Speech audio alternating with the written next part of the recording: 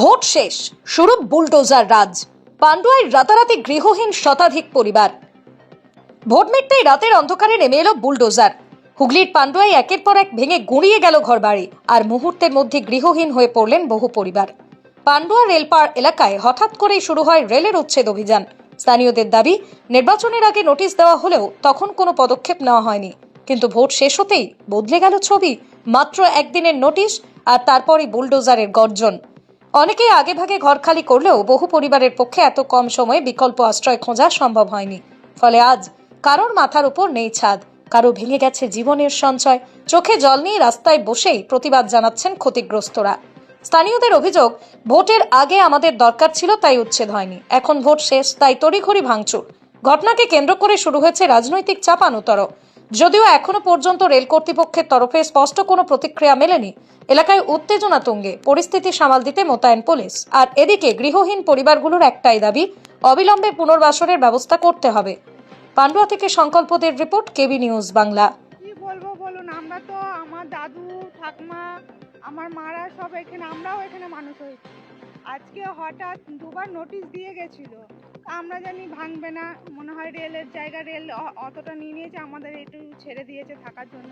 আজ থেকে তো আমরা এখানে নেই, বহুকাল থেকে।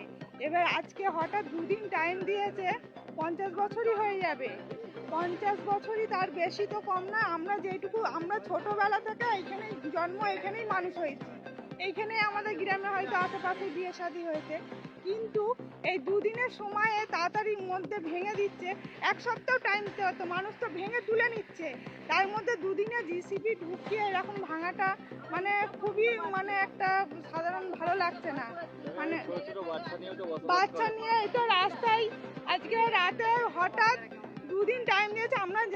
আমরা ভেবেছি তুলবে তা নয়, তুলে দিক, আমরা বলছি আমরা উঠে যাব, কিন্তু আমাদের যদি এক সপ্তাহ টাইম দিত, দিয়েছে আগেও, কিন্তু আর এই দুদিন না টাইম দিয়ে এক সপ্তাহ টাইম দিত, তাহলে আমাদের জিনিসগুলো এই রাস্তায় এরকম বাইরে বার করতে হতো না।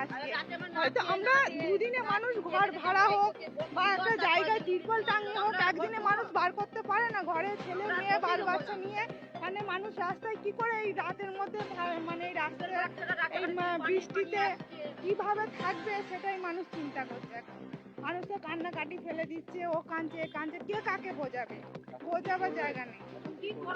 এখন তো এই তো জিনিসপত্র পড়ে আছে দেখুন। হ্যাঁ, এখন তো রাস্তায় আপাতত এখনো ঘর পাওয়া যায়নি, দুদিনে ঘর পাওয়া যায় না।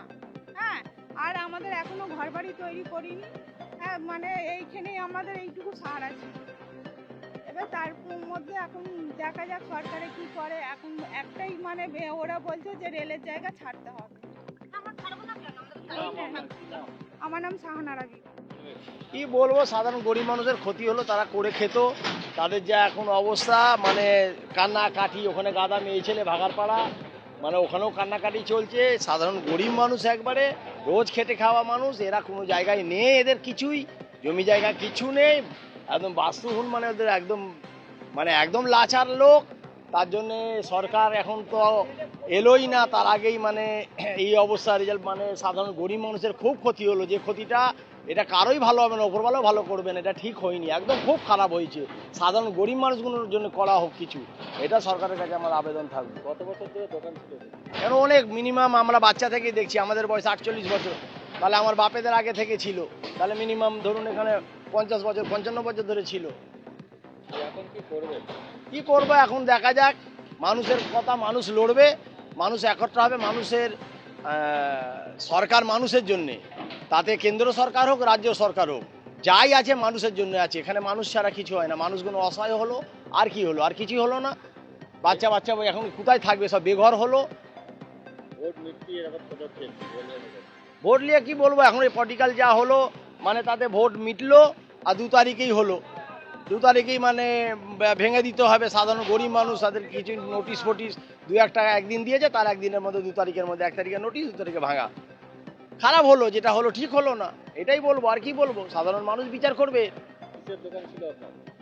আমার কিছু দোকান ছিল, আমার একটা দোকান করেছিলাম, তাও আমার দোকানটা মানে জমির, মানে ওখানে জমিটা আমাদের বায়না করা আছে, রেলের মধ্যে নেই, হয়তো পড়লেও অল্প পড়বে, কিন্তু আমারটাকে উল্টে দিল। এটা কেউ করে, আমাদের মানে বিরোধী, সে করিয়েছে, সে করিয়ে যদি লাভ হয় তা সে করাক, আমার কিছু হবে না, আমি মানুষের জন্য নেতা, মানুষের জন্য যা আছে সব মানুষের জন্য, এখানে কারো কিছুর জন্য নেই। কি নাম আপনার? নূর মোহাম্মদ।